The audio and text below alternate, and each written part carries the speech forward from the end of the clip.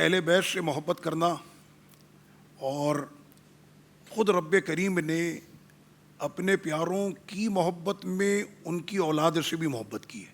کیا بات، جب کائنات کا رب قرآن مجید میں ایک نہیں متعدد مقامات پر اس طرح سے ہمیں وہ آیتیں ملتی ہیں کہ جیسے کسی وقت میں بنی اسرائیل جو تھے یہ بڑے لاڈلے تھے، یا بنی اسرائیل اذکروا نعمتی التی انعمت علیکم وانی فضلتکم علی العالمین، اے سیدنا یعقوب علیہ السلام کی اولاد، ان کے بیٹے، یاد کرو اللہ کی نعمتوں کو کہ ہم نے تم پر جو ہے وہ نعمتیں کی اور پورے جہان میں سب سے زیادہ تمہیں فضیلت دی گئی۔ اسی طرح سے ولی تو ولی ہے، ولی کی جو اولاد ہے کہ اگر ان کی دیوار بھی گرنے لگ جائے تو حضرت خضر علیہ السلام اور سیدنا موسیٰ علیہ السلام آتے ہیں، کیا بات، اور ایک نبی ہیں ایک ولی ہیں، نبی رسول، اور رسول بھی اس مقام کے کلیم اللہ سے کلام کرنے والے واہ واہ واہ، سیدنا موسیٰ علیہ السلام۔ تو اس دیوار کو سیدھا کرنا کیا مستری نہیں ہے کہ ایک طرف رسول اور ایک طرف ولی ہے۔ تو قرآن نے کہا کہ یہ دیوار جو ہے دو یتیموں کی ہے اور اس کے نیچے ان کا خزانہ دفن ہے، دیوار گر جاتی تو خزانہ چلا جاتا۔ تو وجہ کیا ہے یتیم ہونے کی وجہ سے؟ فکان ابوہما صالحا، کہا کہ ان دو بچوں کا جو باپ تھا وہ صالح تھا، تو اس کی نیکی ان کے کام آ گئی۔ تو حضرت موسیٰ علیہ السلام کے زمانے کے ولی کی اولاد کو جب یہ مقام دیا جا رہا ہے تو سرور کونین صلی اللہ علیہ وسلم کی آل کا پھر کیا مقام ہوگا؟ تو اس بات پر تو کلامی ہو گیا کہ ہم کہتے ہیں کہ ہم بڑے ستھرے ہیں اور اخلاق کے اور کردار کے ہم بڑے ستھرے لوگ ہیں، تو رب کریم فرما رہا ہے کہ جس طرح ستھرا میرا حبیب اپنے اخلاق اور کردار میں ہے، ہم نے حبیب کی آل کو بھی ویسے ہی ستھرا کر دیا، وَيُطَهِّرَكُمْ تَطْهِيرًا۔ سبحان اللہ، تو ان کو جو یہ مقام دیے، پھر صرف یہ نہیں بلکہ آل پاک کے لیے، ابھی میں صرف قرآن سے بات کر رہا ہوں کہ رب کریم جب اپنے حبیب سے محبت کرتا ہے تو حبیب کی آل کی بھی پھر محبت دی۔ فرمایا لا اسألکم علیہ اجرا الا المودۃ فی القربى، میرے حبیب آپ کہیے ان سے کہ میں تم سے کوئی مطالبہ نہیں کرتا، میرے احسانات تو اتنے ہیں کہ تمہارے جسم پر اتنے بال نہیں ہوں گے اس سے زیادہ ہم پر ہمارے نبی کے احسان ہیں۔ تو ان احسانوں کا بدلہ کون دے سکتا ہے؟ فرمایا جب تک تمہاری سانسوں کی ڈور کا یہ رشتہ جو ہے وہ دل کے ساتھ جاری ہے اور دل کی دھڑکن جاری ہے اور رگوں میں تمہارے خون دوڑ رہا ہے، اپنے آخری وقت تک میری قرابت دار اہل بیت سے محبت کرتے رہنا۔ سبحان اللہ۔ اچھا، اس میں کوئی یہ نہ سمجھے کہ اگر سرکار علیہ السلام نے اپنے غلاموں پر یہ احسان کیے تو اس کا بدلہ لیا حضور نے کہ میری آل سے محبت کرنا، کہا نہیں، قطعاً ایسا نہیں۔ ان سے محبت کرنے کا فائدہ یہ ہوگا کہ جو تم کو ایمان، تقوی اور پرہیزگاری اور سب کچھ ملا ہے یہ سلامت رہے گا۔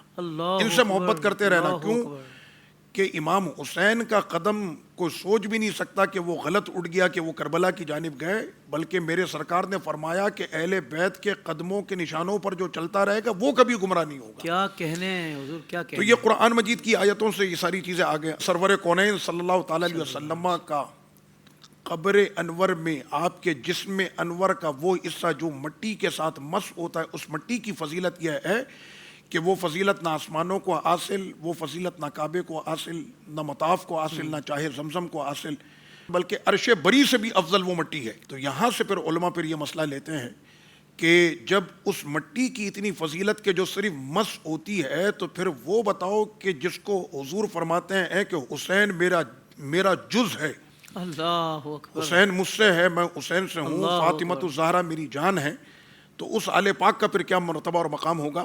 اور ترمذی شریف میں آقا کریم صلی اللہ علیہ وسلم نے ارشاد فرمایا کہ مجھ سے محبت کرو اللہ کی خاطر اور میری آل سے محبت کرنا میرے خاطر۔ تو جب یہ قرآن مجید کی ساری آیتیں ہمارے سامنے آ گئیں کہ اللہ نے اپنے پیاروں سے محبت کی اور پیاروں کی پھر جو اولادیں ہیں، ابھی تو میں نے چند آیتیں پیش کی ہیں، اس پر میں 50 آیتیں میں اس پر پیش کر سکتا ہوں کہ اللہ نے اپنے پیاروں کی اولادوں سے کیسی محبت کی، اور پھر ہو محبوب، تو محبوب کی آل سے پھر رب کو کتنی محبت ہوگی، اور جب رب کریم کو محبت ہوگی تو پھر تو ہر ایک نے ان سے محبت کرنی ہے۔ اچھا، امام اہل سنت کو جو یہ محبت اہل بیت ملی ہے یہ آپ کو وراثت میں ملی ہے۔ صرف امام اہل سنت ہی نہیں، آپ کے والد گرامی مولانا شاہ نقی علی خان رحمۃ اللہ علیہ، وہ بھی اہل بیت سے ایسی محبت کرتے تھے، سادات کا ویسے ہی ادب اور احترام۔ اور ان کے جو والد میرے امام کے دادا جان مولانا رضا علی خان رحمۃ اللہ علیہ، نماز فجر کے بعد باقاعدہ ان کا، جیسے لوگ صبح ناشتہ کر کے اپنی جاب پر جاتے ہیں، مولانا رضا علی خان رحمۃ اللہ علیہ نماز فجر کے بعد آپ سادات کے گھروں پر جاتے تھے اور ان کو ان کی خدمت، ان کے یہاں پر کوئی بھی کسی بھی قسم کی کوئی حاجت یا ضرورت ہو سیدوں کو، تو یہ اعلیٰ حضرت کے دادا جان ان کی حاجتوں اور ان کی جو ہے وہ تعظیم اور تکریم کے لیے ان کے گھروں پر جا کر پوچھا کرتے تھے. کیا بات. اور اسی طرح سے امام اہل سنت نے کیا فرمایا کہ یہ فقیر حضرات سادات کرام، یہ میں فتاوی رضویہ شریف کی عبارت پڑھ رہا ہوں کہ حضرات سادات کرام کا ادنا غلام و خاک پا ہے. اس کے بعد فرمایا کہ ان کی محبت ذریعہ نجات و شفاعت جانتا ہے.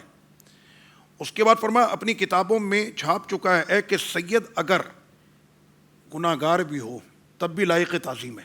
واہ واہ واہ. اس کی اس وقت تک تعظیم کی جائے گی جب تک کہ اس سے کوئی معاذ اللہ ایسا عمل سرزد نہ ہو جائے کہ جس سے وہ خارج اسلام ہو جائے. اس لیے کہ خارج اسلام کے بعد تو پھر وہ سید رہتا ہی نہیں ہے. صحیح. سید ہونے کے لیے اسلام نسب کا اعتبار نہیں رہے گا. ہاں پھر نہیں رہتا. تو امام اہل سنت نے پھر فتاوی رضویہ شریف میں فرمایا کہ جو لوگ سید کہلائے جاتے ہیں ہم ان کی تعظیم کریں گے.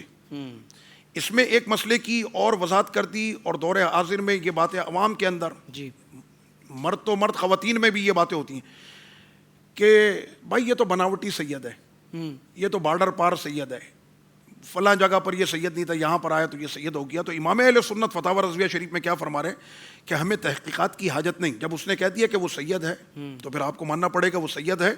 نہ سیادت کی سند مانگنے کا ہم کو حکم دیا گیا، خواہی نہ خواہی سند دکھانے پر مجبور کرنا، اور نہ دکھائیں تو برا کہنا، مطعون کرنا یعنی ان کو تانے دینا، یہ ہرگز جائز نہیں. اور امام اہل سنت نے یہاں پر جو فتاوی رضویہ شریف میں فرمایا، اس میں شک نہیں کہ جو سید کی تحقیر یعنی اس کو حقیر سمجھتا ہے بوجہ سیادت کرے، اللہ، یعنی سید ہونے کی وجہ سے وہ اس کو حقیر جانتا ہے، فرمایا وہ مطلقاً کافر ہے.